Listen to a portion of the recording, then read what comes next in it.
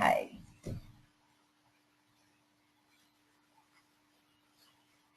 We are all set. I'll just say that again. Good evening, everyone, and welcome to tonight's webinar on local search marketing. Thanks so much for joining us in your valuable after hours time. We're very aware that a lot of you are small business owners and are logging in after hours. Now, I know for some of you that's a push, but for others that really suits you well because you literally are back-to-back during the day. Either or, all of you who did get on tonight, we appreciate it, and you will get the most out of the session because we'll run through some stuff and you'll get the opportunity to interact and ask questions towards the end as well. So here's exactly what we've got in store for you tonight. Just about 5 minutes of introduction and quickly showing you how to get the most out of the session. Now, I'll remind you that there was a clip to a link to a YouTube clip in your confirmation emails, which you're encouraged to watch to get the most out of the system. However, if right now you can see a little bit of a menu bar where there's a little red bar with a white arrow in it, I'd encourage you to click on that, which will expand the full view because we will be interacting in things tonight. You should be able to find a little hand. If you could all just click on your hand now and show me that you've got a hand that you can, great, you've all clicked onto this really fast. And I actually recognise some names from previous sessions, so welcome back for those of you who are joining us for a second, third, maybe longer time. If you haven't found the hand yet, please do go hunting around because I'm all about interacting. This is not school. I want to hear how you're going and get your feedback as we go along. And it lets me know that you're not asleep.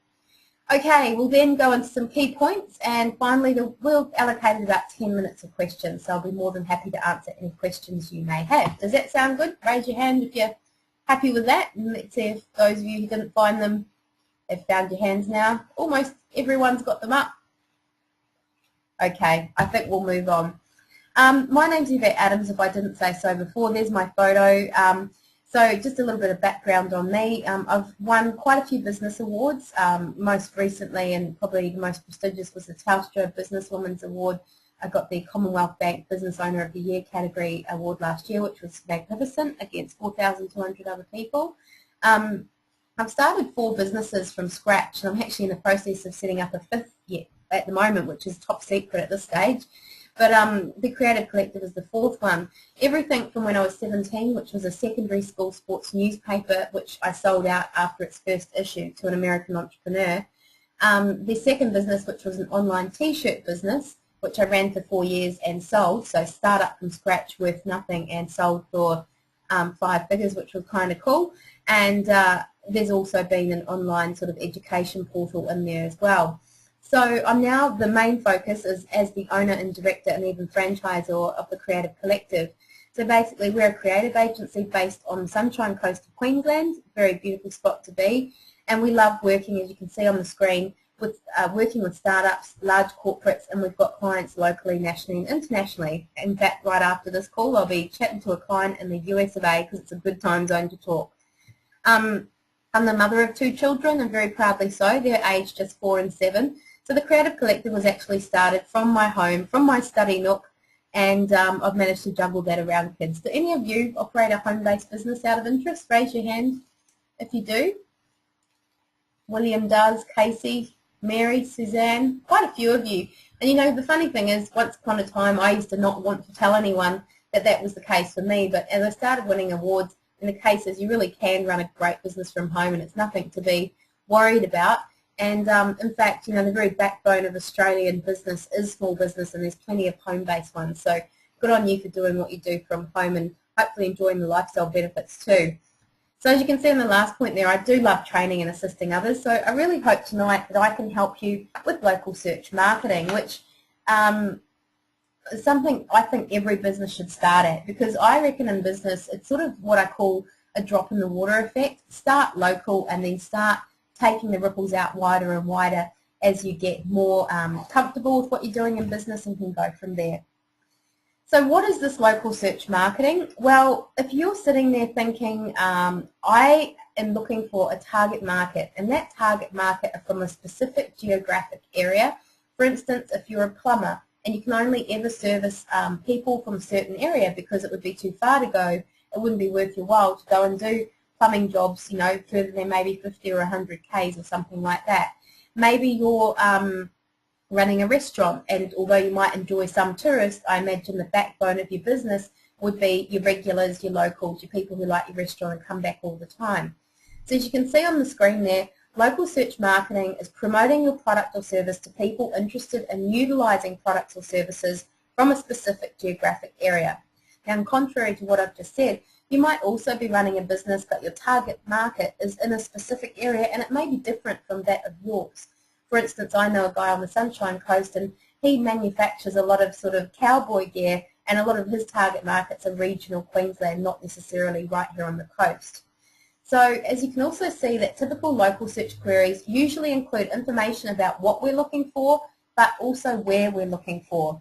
And I'd like to ask you now, if you yourself find you're more often now typing in a location when you're looking for a service or a product in a certain area when you're on search engines.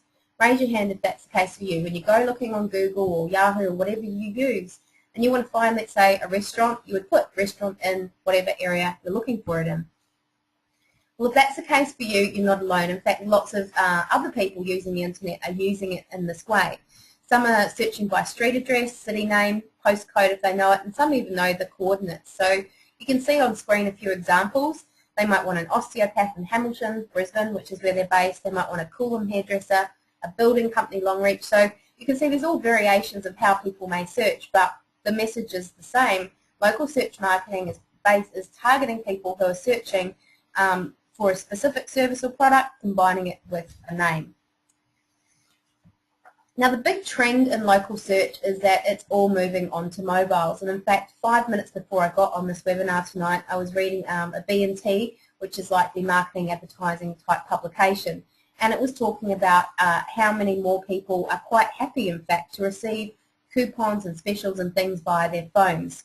I'd like to know, actually, if you have a smartphone, if you could raise your hand, if you've got an iPhone or a BlackBerry or just something that receives a smartphone, by the way, is something that receives email and internet via the phone. So, cool. I reckon, how many have we got there? Not everybody, but quite a few of you. Look, more and more people are getting these. So, as of last year, so this would have moved ahead, 36% of Australians' mobile population own smartphones, and Telstra projected it would increase to 50% by the end of this year. So what does that mean to you as a business owner? Well, what it means is that you need to be thinking about how you can target this market. This presents a new marketing opportunity. Not everyone used to walk around with phones that had internet access on them. And as a result of that, we see a different view on the phone, and people access information, search for information in a different way with the advent of these phones, and it's all predicted to continue to grow. You can also see another interesting stat, point 2 on there, that 1 in 5 searches on Google are looking for local information. So I asked you that question before, are you doing that? Well, you're not alone, because 600 million searches per day, in fact, are for local. So if you want your business to be getting a slice of that action, you've got to get in the right place, which I'll show you how to do in just a moment. You can also see some other stats that 70% of online searches will use local search to find offline businesses. So I often, when I run presentations on this topic, come up against people saying, yeah, but they don't always buy on my website or email me or get a quote, they'll often still call. Well, we don't mind, do we, as business owners? The fact is they are finding you and they are coming to you, and that's important that we're able to engage with them. You can see 43% of search engine users are seeking a local merchant to buy something offline. They're doing it for research purposes maybe. Many are also substituting the internet search for the phone book, and I know myself, just this week I got late last week, my new Yellow Pages book, and personally we're all different, and I understand that. We also have different target markets, and some people do still use the phone book, but me myself, I actually realised that I'd stuck the last year's one in a drawer, never once opened it or pulled it out, and I went to do the same thing with this one. Thought, you know what, I'm just going to throw it out, but it seems such a shame as well because of all the work that goes into it. Just on the smartphone thing, I'm a bit curious. Could you all text me, and you should be able to find a little chat area, and I want you to get used to using this function for this webinar as well. What type of phone are you using yourself? Is it an iPhone if you said you had a smartphone? Is it BlackBerry, an Android of some type? So Mike said yes. Bronwyn said she's got an iPhone. Tell you what, the iPhones are pretty popular. They keep popping up all over the show. So just as I go on to the next slide, if you can type me, I'll look at your responses in a moment. Excuse me, I've got a terrible cold on me as well. Now this view here is not that clear, but it actually doesn't matter because I'm not getting you to read the text on there. What I want you to understand is how Google displays information. Now, as we were talking about, if you were to go to Google and type in a product or service and a place name, what you would notice is that maps actually come up the top. Now, Google changes the way it displays this information all the time, and there's a good chance that they could have changed it, even in the course of us preparing these slides. It does really change very fast. They call that the algorithm, how Google chooses to index and display information. But importantly, where you can see my cursor in the red circle where it's got maps, what we're trying to achieve through local search marketing, or certainly something I encourage all business owners to do, is to list on Google Maps, which I'll show you exactly how to do in a moment, because look at it, it's prime position on that view. Now secondly, you've got organic listings, and what we're seeing is more and more often these are getting pushed down by video, by social media, the maps. They're becoming less and less important. So search engine optimization is still important, but it's perhaps not as powerful as it previously was. And then I want you to understand that on the right-hand side, this area is what we call PPC, or pay per click, and this is Google AdWords, sponsored links. All those things mean the same thing. People actually pay to be in these positions. The exciting thing for you guys is if you want to be top, if you want to be on the maps, you don't have to pay a cent. You just have to know what you're doing. So does that sound exciting? We want to learn how to do that, everyone? Some of you do. Okay. Online consumer evolution. Now, things are moving at such a pace, it's kind of becoming difficult to keep up with how things are changing and what you as a business owner need to do. Does anybody else out there feel like that? It keeps changing all the time? It's probably why you're on this webinar tonight. I mean, we had Google and we all thought that was the best thing since sliced bread, didn't we? And people used to go on search engines, and still do, and you probably do too, because you want to find stuff. Next, we had Facebook and other social networks where people had the intent of wanting to tell people what they're doing or see what they're doing. Would that be the case for you? Is that why you're on social networks if you're on there? For some of you, Marie said it is for her, and Paul. Cool. Well, what I'm also explaining is that the likes of Foursquare, which we'll explain in a moment what it is a location-based service. So this is taking things in my mind to an even greater detail. I want to tell people where I am and find them, and maybe let them find me. So I also make the point to people is, will you wait to act on location? If you took a while to get your head around websites and perhaps the potential of getting a website and what that could mean for your business, and if you then took your time to optimize your website to get it up in the search engines, if you've held off on social media and sat on the fence and not sure if this is for business, I can tell you that things are moving very much in this direction to location-based services. And you can wait and you can sit on the fence, you can see what's happening, but the longer you take to get in there, the more competitive it will become, and I really think it's a bandwagon that you might as well get on because it's just going to continue to evolve. Excuse me. Now, here's some live little exercise I want you to all do. I want you to go onto Google Maps, and there's the URL there. So if you could just pull up an internet browser and go to www.google.com/maps, and it should come up with something that looks a little bit like this. Of course, because Google's based in America, it'll display a map of America, but don't worry. In that red search bar there, I then want you to type into the area your business name. So if you could all go ahead and do that. So if it were me, I would go in and put the Creative Collective. I may even put Maroochydore because there may be other creative collectives around the world.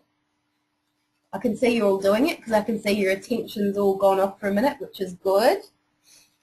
Okay, now I'd like you to raise your hand if you have discovered your business is on Google Maps from doing that little exercise I've just asked you. Just raise your hand. John, Suzanne, Kylie.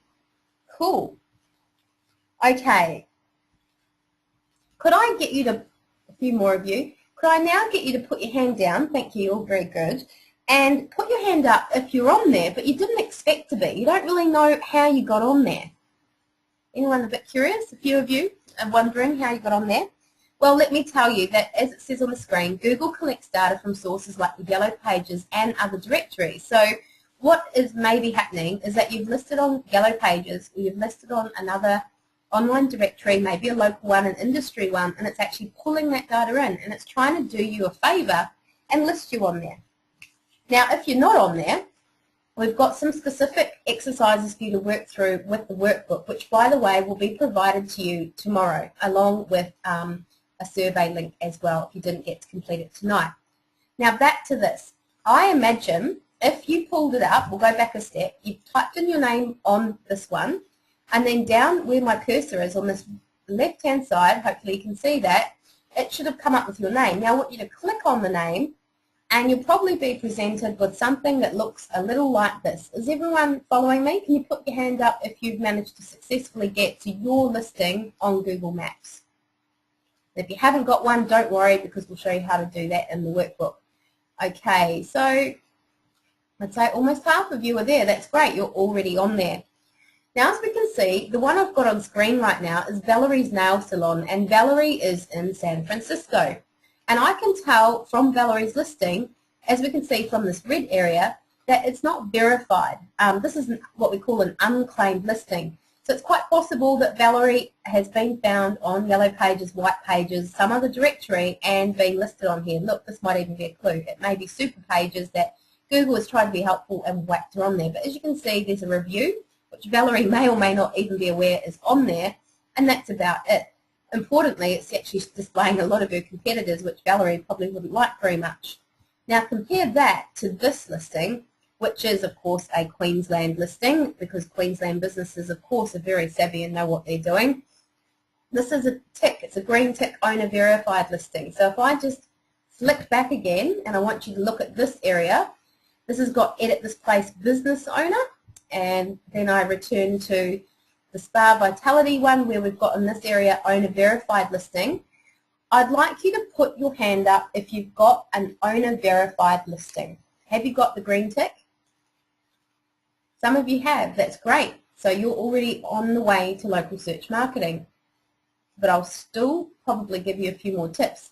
If you haven't got the green tick, you need to verify that listing. And I'm not going to be able to teach you that inside this time, but it will be in the workbook. And I encourage you to download that and work through those exercises tomorrow onwards. Okay, so if you don't have a listing, or if you don't have much information on your listing, I hope tonight's webinar will be a prompt for you to flesh out this information. The more information you give Google, the more helpful it can be. Now, don't give out anything you don't want them to know. For instance, if you're running that home-based business and you don't want people dropping by and asking you for your products and services and time, then don't list it on there. You may list a PO box or something different. It does understand that some businesses are home-based, so it will allow you to do that. The types of information you need to fill in, some of this is very straightforward. Zip, of course, is a postcode. Description here, you can see you've got 200 characters. Now, that description is actually very important. I would encourage you to write a really carefully written description and try and use keywords in there where possible as well. Next really important area is category. Now, think about what you do and think of a broad term. So, for instance, if you're a restaurant, you could start typing rest, and you'll probably only get to R-E-S-T, and it will start displaying a list of types of restaurants, like Thai restaurant, African restaurant, and so on. And then from there, you can pick different applicable listings. So you can choose up to 5 categories, and I really encourage you to pick as many as are applicable. So if you're looking at your listing now and you've got no categories, or you've only got 1 or 2, perhaps go in and administer your listing and start to add a few more categories. Okay, other things you can do with this Google map, just to make you understand what's possible, you can have up to 10 photos. Now, for some of you, you'll be in maybe quite a visual business, and this is a really great opportunity to showcase what you do. Let's say you're a trophy maker and you do engraving and things. So you could have a big lineup of the types of, glass and trophy and all that type of stuff you do. You might have your company logo. You might even have a picture of your outside store. You can see there I've got a range. These are 2 logo elements, and then that's just a picture of me. But I could certainly do with a few more photos on there. Now, video is becoming more and more important, and Google purchased YouTube back in 2008 for a lot of money. So these days, all you need to do is upload a video to YouTube, and then you can actually embed those into your Google listing. Now, people who are checking your business out online quite like seeing these because it helps them get a better idea of who you are and what you're doing. So I'm a bit lucky, and I've had some TV coverage and I've put those in. But hands up those of you who maybe have an ad on TV that you could upload to your YouTube account and then syndicate it into your Google Maps, which maybe showcases who you are and what you do. Anyone got a TV ad they could place? No? Maybe not into the TV thing. Look, another option is, I see a lot of you from that list before have an iPhone. So you know that the video function is really very easy. You could literally hold the phone out there and talk to the phone, or get someone to hold it for you and talk into the phone and say, hi, my name is, my company is, and this is what I do. Does anybody think they might be able to go ahead and cut themselves a little showcase video? Dion's going to give it a go. So is Marie. Good on you. So that's a really good idea. And look, videos on YouTube, if they're optimized well, can also help bring you business. And another idea on videos is you can make them educational. It doesn't have to be a pure showcase, this is who we are and what we do. It could be, for instance, I know of a pool certifier with that new law in Queensland where all pools need to be certified. So he's cut some videos of going around to different pools and explaining why the gates aren't safe, why the fence wouldn't get certified, and the types of things people would need to do to make that better. And by doing that, he's subtly selling his services and indirectly showing that he's a real expert on the topic, and hey, maybe you should use him. So there's nice ideas like that that you could experiment with as well. Oh, one other important point before I move on. You can see here that this map, I've covered all of it to indicate that I service all areas in Australia. You can see that here on areas served. Now, if you are a local business and you only service a certain geographic area, you can literally pinpoint out where you'll go to. Let's say you were in the sort of Redcliffe area. If you only went so far north, maybe to Caboolture, maybe so far south, maybe to North Lakes, you could literally pinpoint and say that's the area I service as a carpenter, perhaps, because you don't want to be driving all day and not doing enough jobs. So use that pinpoint function, specify where you'll service, and the clients prospective customers will appreciate it, and you'll get much more qualified leads too. Sound like a good idea? Excuse me, that's that horrible cough again. Okay. Now, another good reason to actually take the time to get on Google Maps and verify the listing and provide lots of information on there is that once you do, Google will give you more information back. Now, Google Places is tied into Google Maps, and this view here is of the back end of my Google Map. You can't get this if you haven't verified your listing. Now, what this will show you is exactly how well your Google Map listing is performing. So isn't this great? I mean, you can go out and pay a directory lots of money, and you can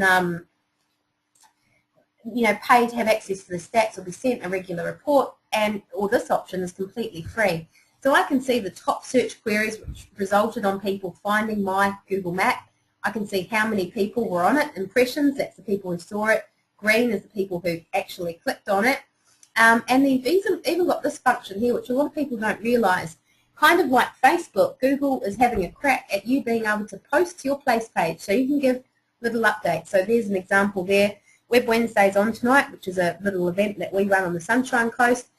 We've got another example in here, live music tonight at 7 p.m, let's say you were a bar. Those last for 30 days, so you could make a little option to place some information in there, and that could be useful to you as well. So just be aware, this is not the same as Google Analytics. It is just specifically how your Google Maps for Places is performing. You can also, apart from this area, you can also create what's called like a little voucher, and you can say, I'll offer you, a certain discount or a certain value add if you show this voucher when you come to our place. So you can also manage those sorts of things through your Google Places, which could be useful. Did anybody learn a few things about Google Maps in that section? Great, lots of hands going up, which is what I love to see. Okay, now this is one that I don't imagine all of you have necessarily had some experience with. This is Google Hotpot. Has anybody heard of that? Put your hand up if you have. Couple people. Okay, so it helps you use Google Places to connect with your friends and find out the right places to go. So it's kind of a reviewing system. You can see here I've pulled up Restaurant Sunshine Coast. So this is a double-edged sword. I wanted to go to a restaurant in my local area, the Sunshine Coast, I could type that in and I could see what the average rating is for each of these. And this is all from data sitting on Google. So you got your restaurant on Google Maps, there's a chance that you could be in here. I can say I'm not interested in this one, I had a bad experience, or I love it, and leave it up there. And over time, it's going to do ratings. You can also get your friends involved in this, so if they like a place, they recommend it, chances are you will like it too. So still a relatively new offering, Google Hotpot. It's not widely used, but certainly one to keep an eye on. And if you're in, have a look at it, and if you're in a certain industry, it may just suit you. Now, there's 3 very important players in local search marketing apart from Google Maps, which I really wanted to make sure you were aware of tonight.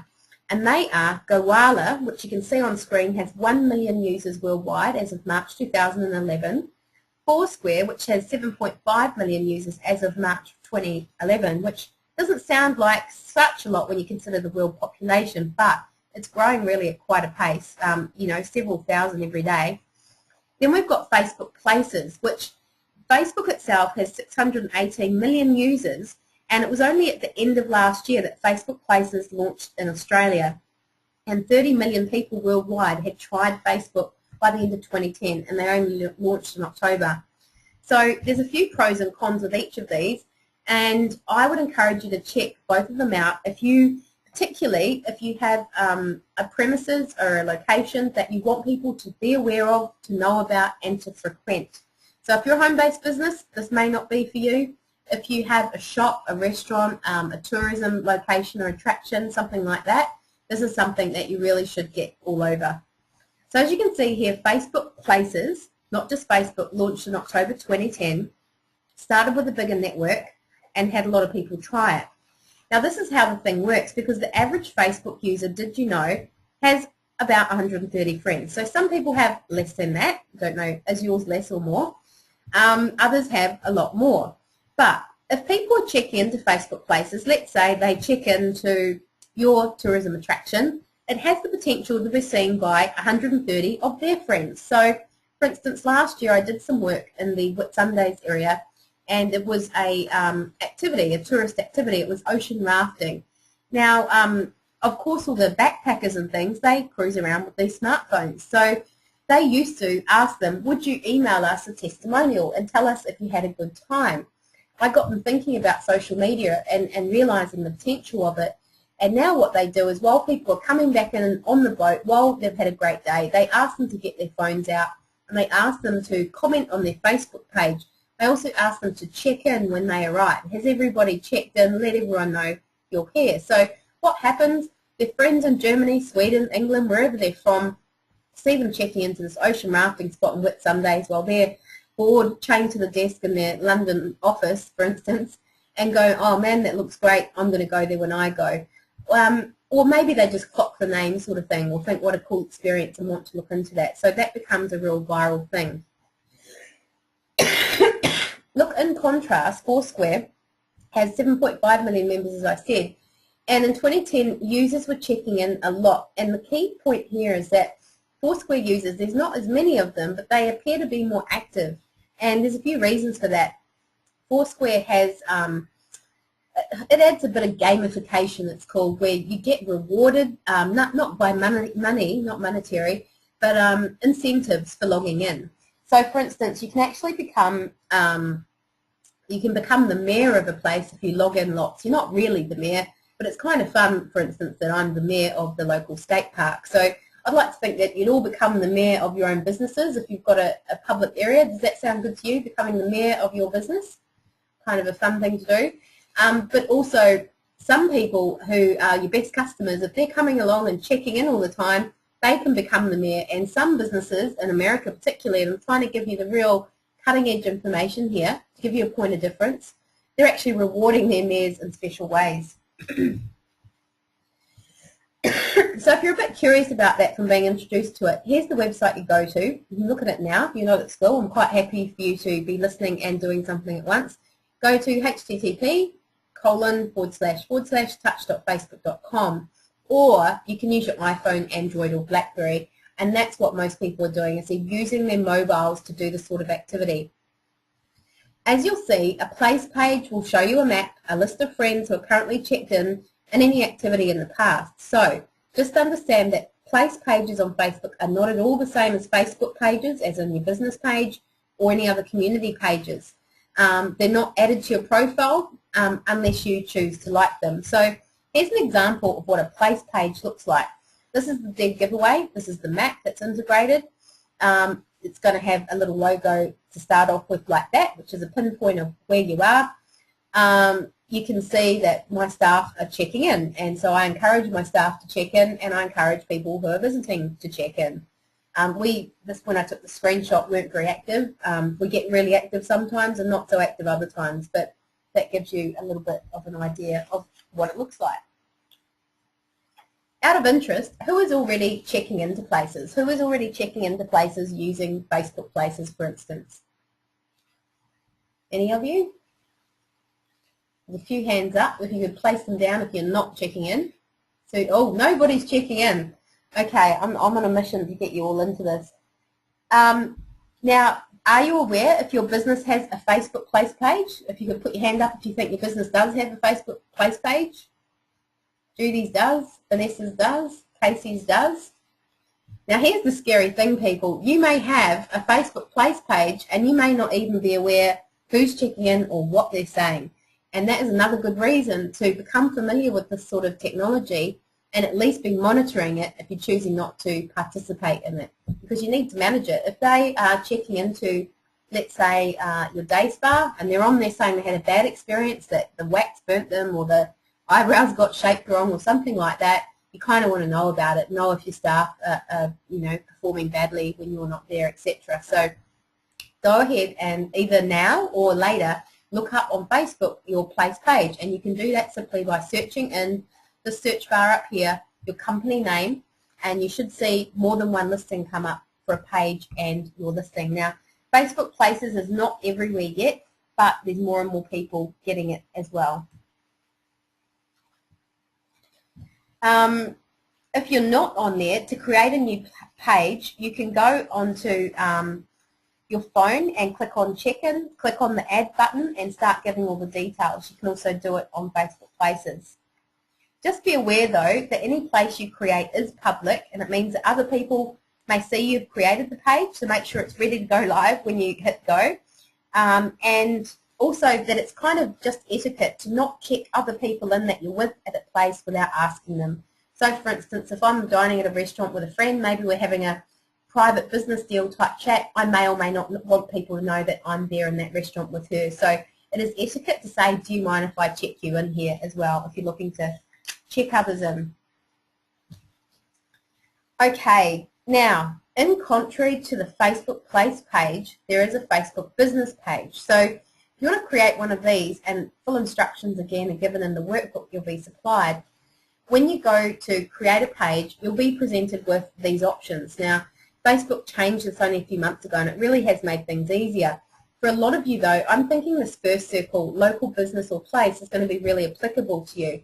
Because if you are, again, a local business and you'll only ever be local and you'll only ever service a local area, then this is absolutely the one you should choose.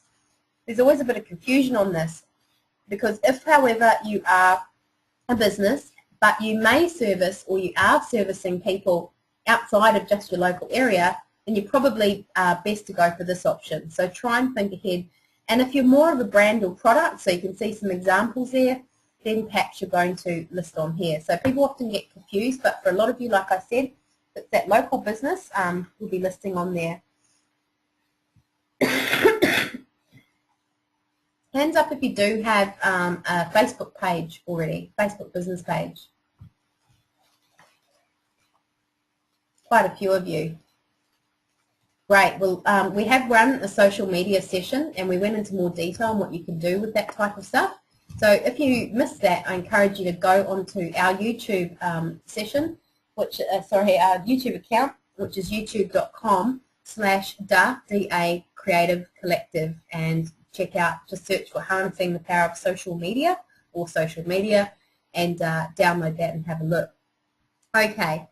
If you like the idea of Foursquare, you're a bit curious, this is the URL for it. You can feel free to go and have a look at it now.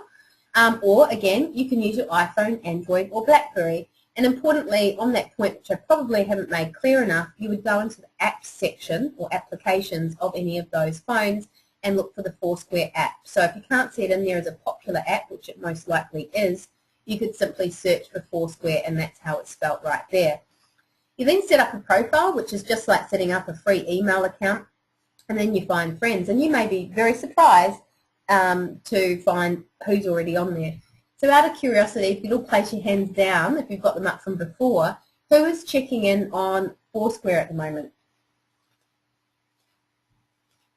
Judy, are you? Suzanne? Bronwyn? Ah, now a few hands went up then, so that's interesting. So what you're telling me is that not so many of you are checking in on Facebook places, but you are checking in on Foursquare. You know what? Me too. I really like Foursquare. I find it really fun, and I like it because you can claim your venue, as you can see there. So first things first, go on there, look for your place. You may find, again, it's already on there. You may find that people are checking in there. You may find that they're saying good or bad things or tips on your company. Again, I'll give you an example of how this works and how it has massive potential to continue to grow. Recently, I was in Sydney, in Chinatown, and I don't know if any of you have been there. Hands up if you've been to Chinatown in Sydney. Yep, a few hands. It's a pretty common place to go when you're down there, especially if you like Asian food. So anyway, we were walking up and down the street, and everyone was offering us $18 banquets pretty much. All the different restaurateurs were coming out, and that was the deal on the street. So we were thinking, which one do we choose? If they're all $18, you can't pick on price point. We've never been here. We don't know which one is good. So we started looking at how many were dining in the restaurants, because that can be quite a good way to look, can't it, where you kind of see if it's busy and then it must be good. But then I said to the friend I was with, let me check it out on Foursquare. So I looked out one that we're in front of, and I saw which one had good reviews and also which one had a special, because you can offer specials on Foursquare. So always one for a deal, I am. I decided to choose one based on those things. I had recommendations and I had a special. So that gave that particular business my custom over someone else. So again, this is why you might want to think about this stuff, people. If people are considering out of a few options in a scenario like that, they're new to town, they don't know where to go, a lot of internationals do use this kind of technology. They're all over phones, they're all into checking in. So that's if you're targeting tourists. Is anybody else, could you put your hand up if you are, wouldn't mind some tourist market to come your way? Dion Wood, David Wood. It's quite common in Queensland, of course it's one of our big industries. Paul Wood, well then again this would be very applicable to you. So look, once you're in there, you can actually do status updates along the lines of what you can do on Facebook. So here's some examples, because I have met people who have said, I just don't know what to write when I do these. And in fact, I would love you guys to text me if you've ever got a good example of something that you've posted that got you a good response. So just drop me a text now while I read out some of these others. If you've, the question was, if you've done an update on Foursquare and it's got a good result for you, people coming in, a special or something like that, drop me a line and maybe we can all learn from that. Here's some examples though. You could do specials like free chips and salsa from 4 till 6, you know, if you were a bar and wanted to get people early in on a happy hour. You could do a kids eat free on a certain day. So you can see this is working really well for hospitality type industries as well. New products, have you checked out our newest pastries? They're so tasty. Could be your latest, you know, type of thing that you print. It could be newest range of bedding. There's lots of different options there. News, you could say welcome to the team, someone who's just arrived to work for you. Or you could do inspiration, you know, if there's something going on topical as well, you could, like for instance, the royal wedding was recently on, so I saw updates of people saying the menu inspired by the royal wedding, and it was all very grand and royal. So I can't see any chat suggestions from you guys. Anyone going to send me anything they've done that worked well for them? Maybe not. That's okay. Maybe I'm here with all the ideas for you tonight. Okay, as I said, some businesses, particularly in America, are really having some fun with this stuff. So you can actually, with Foursquare, connect it to your Twitter. So at the moment you check in, you can choose it to go out to Twitter or choose it not to. So sometimes you don't want people to know where you are. You want to go incognito, and that's fine. You choose. Sometimes you really do want people to know where you are. because you're at a posh event that, you know, you were very lucky to be attending. Maybe it's the opening of something or something along those lines. You can also have some fun with this stuff by actually getting these decals. Now, Foursquare say that if you sign up, add your venue, claim your venue, they'll send you one, but they're getting so much interest that they're pretty behind with this stuff. So I'm actually recommending to people that you go and arrange your own printing, but hey, they supply the artwork, so that's pretty cool. And they're putting these window decals up in their, you know, shop front, their window fronts, so that when people walk in, it's a bit of a prompt that they should check in, or that there is a special there and they should look it up if they want to enjoy that. Some people are having the signs up at the cash registers, and as you can see here, Arby's, which is an American food chain, a restaurant chain, they actually have a sign. It's the window seat, it's the best seat in the place, and they say if you're the mayor, that is the person who's checked in the most, you get the most seats. So I think that's such a fantastic loyalty program, rather than, you know, a card, a clumsy card that people have to remember to bring and they might forget it, you know, an employee might forget to activate it. This is all on your phone. People always carry their phones. So it's really taking, you know, vouchers and coupons to another level. And there's a few other examples of other companies that are doing things like that. So do we think there's some fun ideas in there that we might be able to start getting people to check in and come and check our place out? Anyone drawing some inspiration from that? Maria's, Deanna's, good. Now, another really important thing when it comes to local search marketing that I need you to understand is that you should be encouraging reviews, also known as citations, because, and even if you're not, you know, like I've mentioned several times on tonight's presentation, there's a good chance that people are actually reviewing your business and leaving comments about it online, whether you like it or not. So this is also why I'm very passionate about making sure business owners do understand what's happening online, do know how to participate or at least monitor, because there is a chance there could be a fantastic review that will make you have a great day, or maybe a great week or a great year. There's also the chance that people may have said something you don't like, and you need to be aware of that. An example, I went to work with a woman who had a bed and breakfast once, and it was as a PR client, so I was tasked with getting her some positive media coverage. Now, the first thing I did, as I often do with new clients or prospective clients, is to go Google them and just see what sort of positioning they had online, what sort of comments were about them online, and I found a couple of not so great comments, reviews, and I said to this woman, I printed them, and very unthreatening, I said, are you aware that these were on there?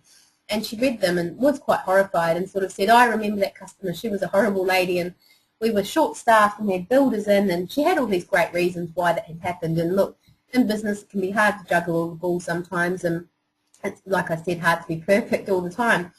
And I said to the owner, well, did you respond to her? What did you do about it? She said, I'm not giving her the time of day. But to me, I think that attitude is wrong. I think you should respond. I think you should try to change an unhappy customer into a happy one. And sometimes it actually doesn't take much, but to show that you care, and that you're prepared to make it right and to sort of work with them to come up with some strategies. So look, places where you can encourage reviews, because they can work very well for your business. I don't know about you, but when I Google something, or when I'm looking for something on Foursquare as well, for instance, if I see lots and lots of people who have reviewed it and on the whole it's positive, I feel more inclined to go to that place, which certainly happened in Chinatown. Is that the case for you guys? If there's good reviews and lots of them, you'd probably be more inclined to use that business? Great, thanks for your response. Some of you are putting your hands up, and that's the case for me. Look, on Google Places, there is an option to leave a review. So like I said, make sure you check out your Google Place listings if you haven't done it already, and see if your favourite customers or clients have left a review. And if you haven't got any, maybe encourage some of your favourites to go in there and leave you something positive.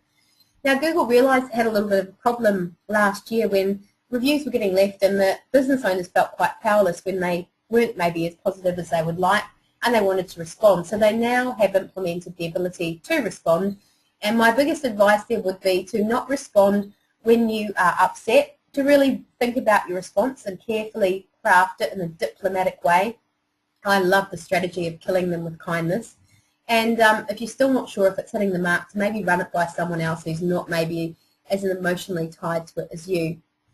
Other places you can encourage reviews include directories. True Local, Hot Frog are just a couple of examples where people can be reviewing. They may already have and you can be checking those out and monitoring them or encouraging them. There's also industry specific. So for example, if you're in the tourism industry, TripAdvisor is a really important one. And TripAdvisor, for instance, will syndicate into your Google Places listing. So you know how you had your whole listing and there's reviews underneath? We saw that Valerie had one and she hadn't even claimed her listing. This is how this happens. So a good idea, and we suggest this even further in the workbook and show you exactly how, is to get ideas where your competitors have reviews coming from. So go check them out in Google Maps, see where some of them are coming from, and then seek them out. So for example, here's the review, five star almost, which is pretty good, for a restaurant in Maroochydore, and we can see it's come from an organisation called urbanspoon.com, which I know is a restaurant review type website. So that would say to me, if I wanted to compete with Mulu Cha, that I should go and look to get some reviews on Urban Spoon, for instance. But certainly very good to know if a restaurant, site like that's really reputable is commenting on what your business was like. Good idea, right? We want to see what everyone thinks of us and how we're doing. It's a little bit of a scary thought, but it really is a sensible thing to do. Okay, that's pretty much the key points from tonight's presentation. So just to summarise, I do encourage you to claim your free listing or list yourself on Google Places and add as much information as you can and use its functions. Use the coupons, log in and check the stats out, check out what people are saying about you, make the most of it. Second is that I would encourage you to check in, and to encourage check-ins for your business, make sure you're listed on some of those things like Facebook Places and Foursquare, and there's others like Goala. Encourage reviews and citations. And another point I haven't made, but it's a very important one, measure, track and verify everything. Now, another reason why a lot of people like, for instance, Foursquare, is you can really monitor who's checking in, how many times they've checked in, what's their demographic, are they female, how old they are, etc. So, if you don't keep that data and you'd like to know who's frequenting my business, and maybe it's just those check-ins, but it gives you an idea, that's a way you can do it too. And I do want you to also consider your local search marketing company policy. Is it your company policy that your staff should check in when they arrive? Is it that they shouldn't check into places and say where they work when they're off duty, etc.? You really, in short, need a social media policy, which again, we covered in the social media session, and I encourage you to download and go through because there's some really important points in that. And with all of this information I've shared with you tonight, there's a workbook, like I said, being distributed, has step-by-step instructions on how to get into some of this stuff, and I really hope you'll take the time to commit a bit of your resources to looking into this further. So now, you've all been wonderful, thank you. I would like to open it up for questions. So just simply raise a hand if you've got a question you'd like to ask, and we will unmute you. Marianne has got her hand up. Cool, Mike, they're coming on through. Marianne, are you there? Marianne, go ahead. You might be having a microphone problem, Marianne. Feel free to text me your question because I can't seem to hear you, and I can always read it out and respond in that way. Sometimes people haven't got their microphone correctly configured, and that's the reason we're not connecting. So I'll just have to remute you. Mike, did you have a question? You had your hand up a moment ago. John Mason's put, I have no microphone today, but John, you're very welcome to send me a question as you've just typed to me, I have no microphone. Anybody else got a question? Just place your hand up, make the most of it. It can be about local search marketing, anything I can help. What is your text number? Thanks. I wouldn't be handing out my mobile on this, Marion. I'm not quite sure what you mean by my text number. If you could, okay. Here we go. John Mason has said, one of my clients has a Google Places account, but the market is in the wrong location, but it is in the right location in his Places account. Well, John, that's a tricky one, and I have struggled with stuff like this with Google before because they don't have a helpline, and they do have help files, but they can be a little tricky to navigate sometimes. My experience is, and I looked this up not so long ago actually, if you have, the market is in the wrong location, I had this too.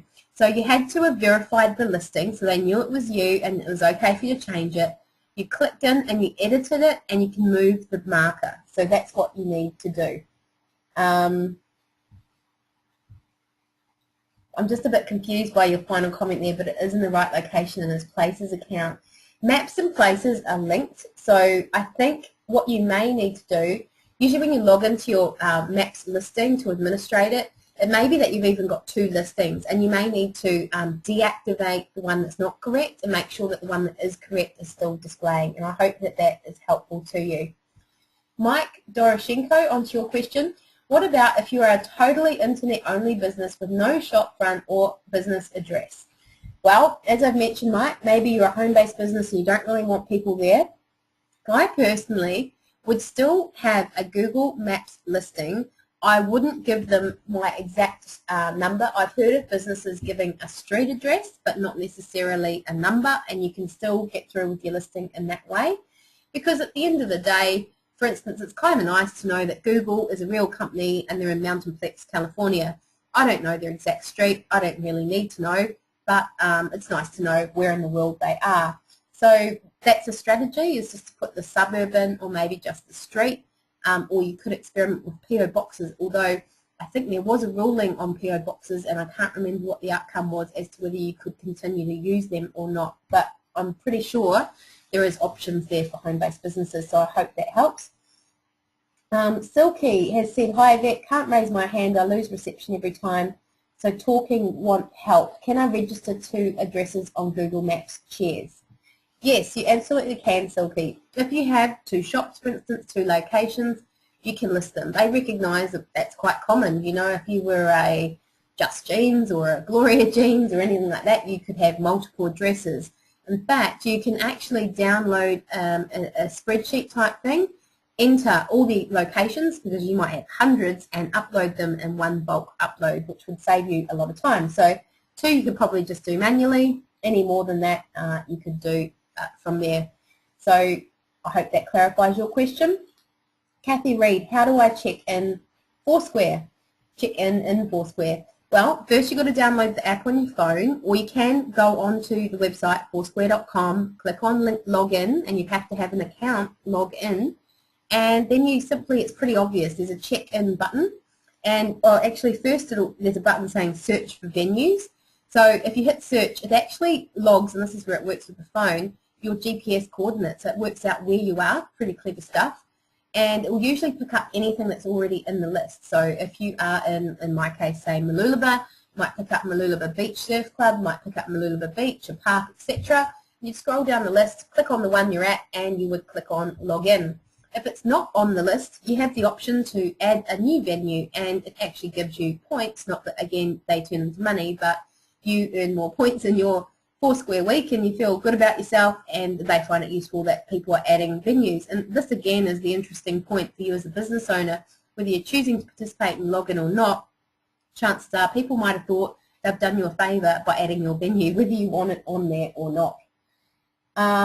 Okay, John Mason said, can edit but marker didn't move. I'm just, actually, I'll ask Jag because I don't want to log out of my screen. Jag, could you maybe Google and Google Maps help and see if you can get any kind of ideas on markers and moving, and get a bit of a link that we could send direct to John, which might help him out. That'd be great. All right, Barry, can you give the YouTube link again for your Power of Social Media seminar? Yep, no worries. I will type that in now. Type it there and type it here. YouTube.com. Oops. This is coming out to all of you, and it's called Harnessing Power of Social Media. And there's lots of other DD webinar sessions we have run, and I actually didn't mention at the start tonight that, you know, we're very proud to have teamed up with the Department of Employment, Economic Development and Innovation, otherwise known as DD, who work with us and have given us material, and we work closely with to deliver these webinars on behalf of, so it's very exciting. Right. Mike Doroshenko has sent a URL, which I presume is for his business, and he's also then sent saying it's a global business. Well, I get that, Mike, but you've still got to have a location that you operate your business from. Mine's a global business too, but I still operate from the Sunshine Coast, and quite proudly so. So there's an idea. You could still have a Google Map place if you wanted. Okay, Diane Gatt has contributed that no PO boxes are not allowed. So that's thanks for that contribution, Diane, because I used to have a PO box on there, but I think, as I said just before, that they did get rid of that. So maybe you need to limit that to just the suburb or the street if you're comfortable with that. Gary Klein has said, what can you do about negative reviews from competitors? I have had a series of negative reviews from people who are not a customer. Well, look, Gary, this is an issue these days online. There's not much you can do to stop it. Unfortunately, there are people out there who would like to sabotage and cause problems. I think what you would do with a series of negative reviews is respond, if it's on a medium that you can, in a diplomatic way. So keep your professionalism always. The other strategy I would employ is to get as many positive reviews as you can. So turn to your loyal, happy, appreciative customers and bombard it, because let's face it, people realise that not all businesses are 100% perfect all of the time. We all have bad days and we all make mistakes here and there. So if on the whole, most of the reviews are positive and there's only a couple of negative ones, that should tip the balance hopefully in your favour. In fact, you know, if they were all positive and perfect, it would almost seem like you'd created it, not that you can, but that it wasn't so believable, if that makes sense. So I hope that gives you some suggestions. Marie Sloan, gosh, these questions are coming in thick and fast. No one wants to talk to me. Put your hands up if you do, and I can unmute you, and we can actually talk live online as well, you realise. Marie Sloan has said, can you just go over the situation if you have a home-based business re Google Maps? What will be shown if you list a PO box? Well, Marie, who was it? Diane pointed out that PO boxes are now no longer allowed. So you would be better to just list a suburb of where your business is, and it will just place a marker in a generic area. Like, for instance, if I was to say Maroochydore, it would place it in what is deemed the very centre of the CBD of Maroochydore. So there's an option for you. Caroline O'Toole has said, all logged into Foursquare now. Thanks, Yvette. Well, that'll be you for the rest of the night, Caroline. I think you'll be in there making friends and checking in and checking it all out. Paul Wright said, how do you improve Google ranking? More links or keywords? Okay, Paul, that is a big question, and it's not tonight's topic because that was search engine optimization held on the 11th of May. I really encourage you to go to that YouTube link, and in fact I think there was a little bit of a glitch with the SEO clip, which we've been having to go through a number of technical processes to try and rectify. That's due to go on live this week, so it's not up there yet. I do go over an hour on how to improve your search engine optimization, and the short answer is it's not links or keywords, it's a whole lot of other stuff as well. It's not one thing. You kind of need to take a blanket approach and be aware of all the strategies and work out a strategy that will best suit your industry and your niche, would be my short answer. Okay. Diane Gatt has said you can have a street address without a house number. So that was one of my suggestions too, and thanks, Diane. I really appreciate your contributions. That's a good option. So I suppose it depends if you live in a long street or a short street. If it's a small street and you're worried that people will know you're running a home-based business, and maybe you should be or shouldn't be, you know, but if you're in a long street, it really doesn't matter. Chances are they won't know exactly what house you're in anyway. So that would be the suggestion, is to put just a street down and not a number. Okay. Caroline's mucking around saying I have 3 tech heads and one of them is you. I take that as a compliment, Caroline. Thank you very much. And Caroline's also said, when searching for reviews on Hot Frog, Facebook and other, what is the most efficient way to do this? She said compliment. This is fun.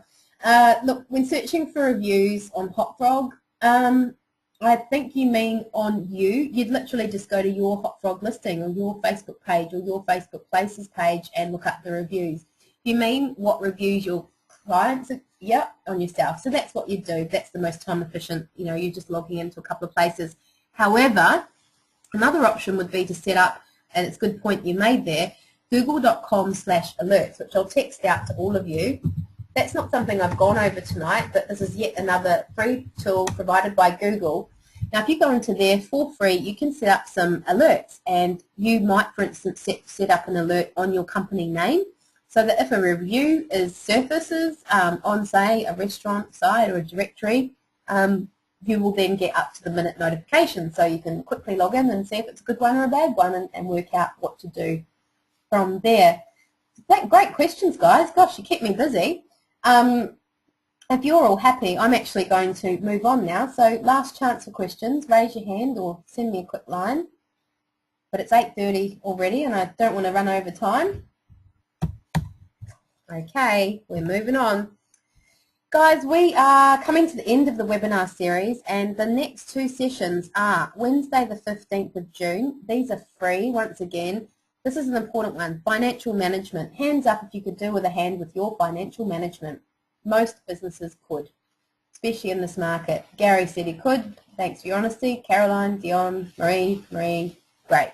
Well, you guys should get on this webinar. We ran a financial management session last week, which was sort of on the basics. This is a step up again, so really depends on what your knowledge is, what you're trying to achieve, but certainly leading up to the end of the financial year, if nothing else, gets you focused on your finances, gets you thinking about things related to finances in your business, and even better, we have a qualified and very experienced accountant online to answer any questions you have. It may just save you a phone call, an email, or a trip to the accountant to ask something that may be very minor. There is a Planning Your Successful Business as well on the 22nd of June. And again, as we come to the end of the financial year, it's a good idea to plan where you're at and where you're going and what you're going to do in the next financial year. So I really hope you'll join us. That's a lunchtime session, so hopefully that suits you all. If you want to join them, just jump onto business.qld.gov.au. Now, I want to also remind you before I sign off tonight that help is at hand. If you need anything related to business help-wise, this website is exhaustive, it's extensive, it's amazing. Go on and you can look at resources, templates, benchmarks on how your industry is. Just go on and search around, and I find it very useful. I'm often referring to it and referring others to it. A lot of people also don't realise that Dee Dee has this great business hotline. Its number is 1300 363 711. You as a business owner can call it and ask them any questions you've got. So if they don't know the answer, they'll certainly point you in the right direction. And finally, to sign off, Jag will send you a link to a survey, and we do ask that you stay online for just a few more moments because we'd really love to know what you thought of tonight. Hopefully you got lots out of it and found it good, but we really would appreciate your honest feedback so that we can continue to develop these sessions and make them bigger and better all the time for you. So thanks so much once again for logging on tonight. I'm going to hang around for just a little bit longer. So if you could just complete the survey. I can see William was putting his hand up. I wonder if he's got a question. While we've got the survey link and everyone's starting to complete that. Marie, you're very welcome. She's saying that was terrific, and Barry's enjoyed himself too. Let me see if I can unmute you, William. Are you there, William? Yes, I am. I'm just saying goodbye. Oh, that was nice of you. Thank you. Did you enjoy tonight's session? Yes, thank you very much. You're very welcome. Thanks for taking the time to say so. Good night. Caroline's got her hand up. Shall we try her? Caroline, are you there? Yeah, I'm here. Oh, good. Did you want to say something? Yeah, oh no, I just sent you a reply to say so sad. I only just realised all these webinars were on, and I've had a quick look through, and you can YouTube everything and download all the previous workbooks when you miss something, which is lovely. That's right. There's a heap of resources on there. If you found tonight's session valuable, there's an hour a piece of each of these sessions going back over quite a few different topics. So great resources, of course. Check it out. I'm glad to hear you've discovered it and are having some fun with it all. It's good. Thank you very much. Thanks, Caroline. See you. Well, everyone, as I said, it's been an absolute pleasure. I'm going to sign off now, as I do have a Skype chat with a client in America in just a few moments. But I hope you enjoy the rest of your night, and I hope to see you on these webinar sessions again in the future. Please tell your friends, the more the merrier. Good night.